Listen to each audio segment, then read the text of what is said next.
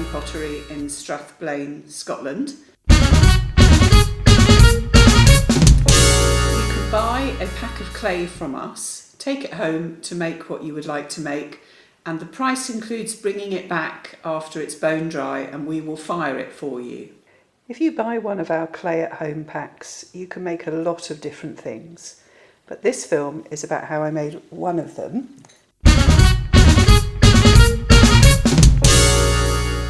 I'm going to make a decorated plate. When you're rolling a bigger piece of clay, it's a good idea to peel it off and turn it round while you're doing it every so often, but do that very gently, because if you stretch the molecules that are inside the clay in the wrong way, as it dries, they'll try to go back to where they think they should be. I have rolled a piece of clay and I have made sure that my paper plate will fit on it because I'm going to make a decorated plate. What I've done is I've taken a piece of paper that is the size of the plate. I've drawn a pattern. I think you can just about see that. I used a compass. You could have anything. You could have a page out of a colouring book for this technique. The crucial thing is that you cut out your plate shape before you get going. So now I'm going to put this down on the clay, just smooth it down so that it doesn't move around.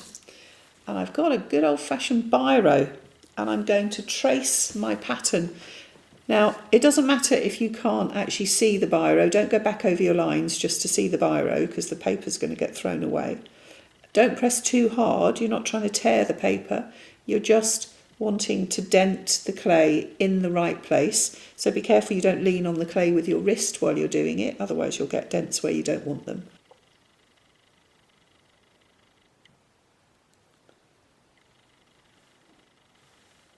The clay's wet and so the paper wrinkles a bit and you just have to do your best. You're not going to do a perfect impression of your pattern. So now I've finished drawing it and I'm going to cut my circle out, trying to put the knife down at this kind of angle so that I get a kind of perpendicular edge. The clay cuts really easily. Okay, so I'm going to peel the paper off and then I'm going to tidy up the lines that I've dented. So that'll take a little bit of time, so I'll come back to you in a few minutes. So I've been drawing back over the lines with the end of this paintbrush. Just got a few to finish.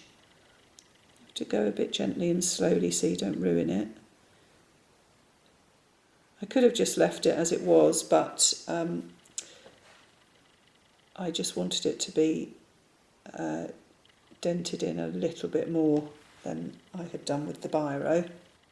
As the clay makes the trenches, little burrs come off. Pull them off your brush. Clean your brushes, the end of your brush as you go along.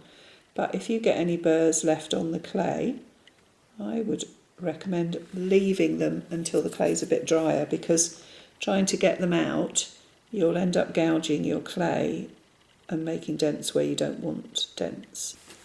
That is my decorative plate, but now I've got to take it off the board gently and put it onto the paper plate.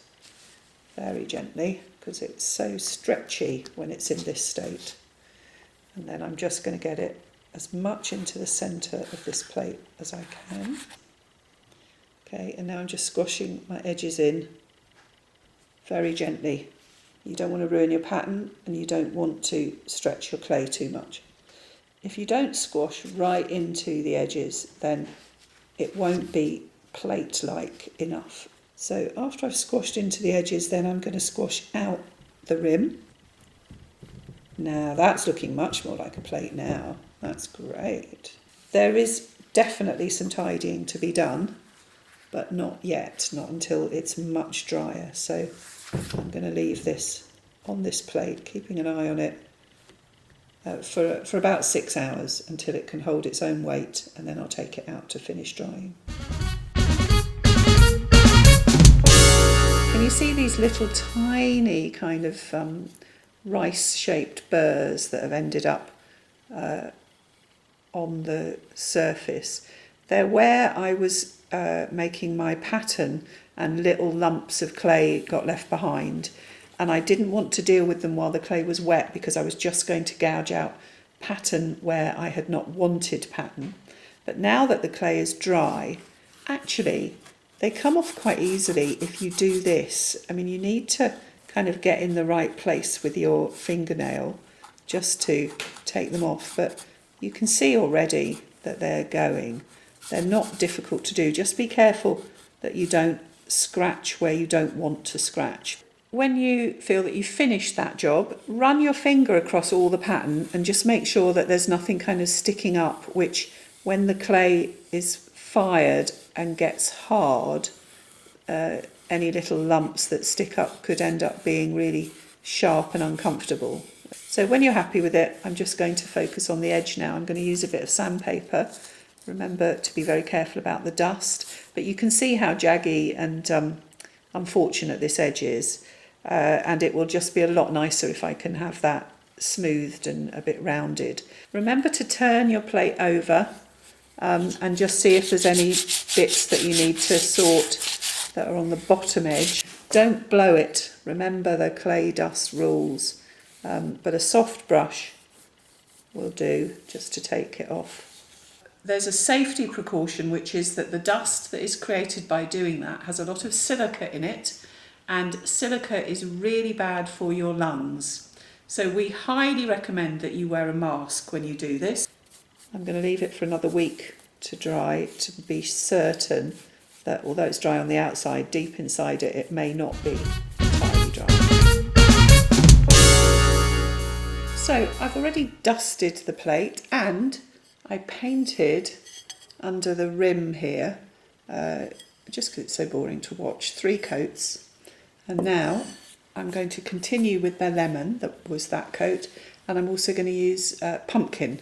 So these 2 low fire glazes from the Teacher's Palette range are going to make it very bright. 3 coats, that's the crucial bit. That brush is too thin. I knew I didn't want my thickest brush.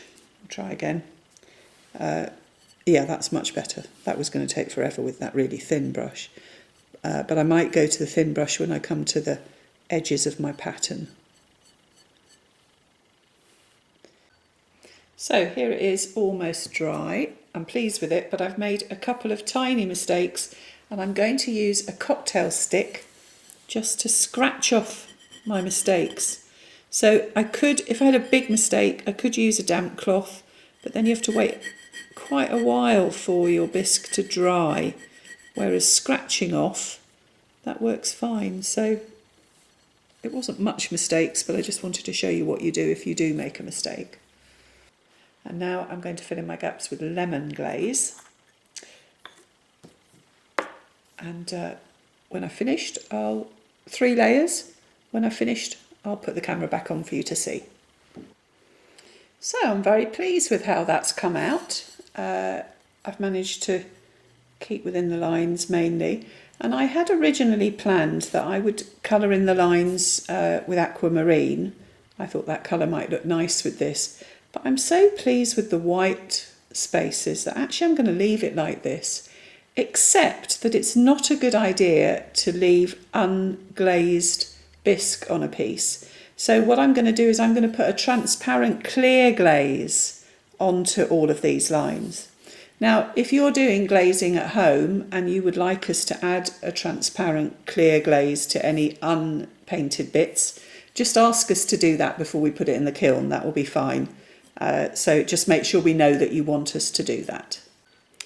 But because I decided not to put the colours on the lines, I just want to do something in the centre of the plate, which if I'd had coloured lines would have got filled up with the colour.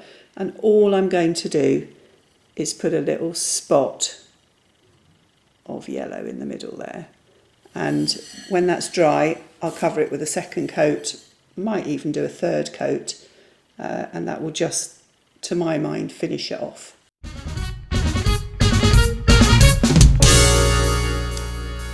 started calling it my stained glass window plate.